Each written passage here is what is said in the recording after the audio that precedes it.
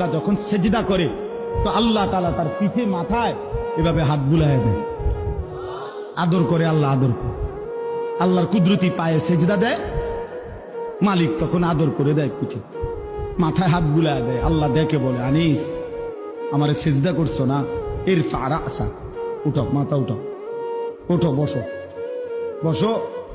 আর কিছু বলবা কিনা বলো। তো বান্দা বলে, আত্তাহিয়াতু লিল্লাহি ওয়াস সালাওয়াতু ওয়াত তাইয়্যিবাত। আল্লাহ বলে, আচ্ছা আমার প্রশংসা করলা, খুশি হলাম, আর কিছু? আল্লাহুম্মা সাল্লি আলা মুহাম্মদ ওয়া আলা আলি মুহাম্মদ। ও মাশাআল্লাহ, আমার বন্ধুর প্রশংসা করলা, দুরূদ পড়লা, আমি এত খুশি হলাম, এখন কিছু আর বলবা? তো বান্দা বলে, আল্লাহ সেজদা দিয়ে আপনার কাছে আসলাম, আপনার প্রশংসা করলাম, আপনার বন্ধুর দুরূদ পড়লাম, একটা উদ্দেশ্য আছে, মাকসাদ আছে। কি মাকসাদ, কি উদ্দেশ্য? আল্লাহুম্মা ইন্নী যালামতু নাফসি যুলমান কাসীরা।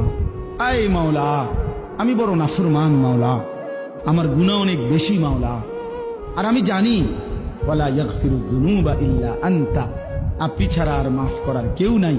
এই জন্য আপনার এত কাছে আসলাম, আপনার স্পর্শ পেলাম, আপনার বড় আকরাব ঘনিষ্ঠ হলাম।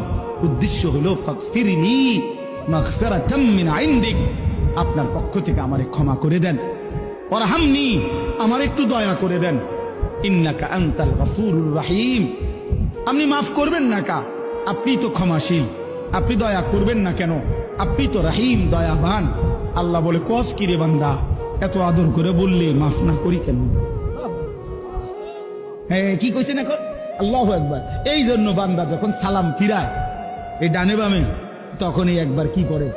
আল্লাহু আকবার। অর্থাৎ উদ্দেশ্য হলো সে সালাম ফিরাইয়াই আল্লাহু আকবার বলে, অর্থ বলে আর মানুষের জানায়, ভাই সাহেব আল্লাহ বহুত বড় মহান, উনি আমার মাফ করে দিচ্ছেন।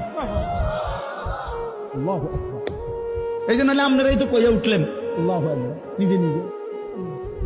আল্লাহু আকবার।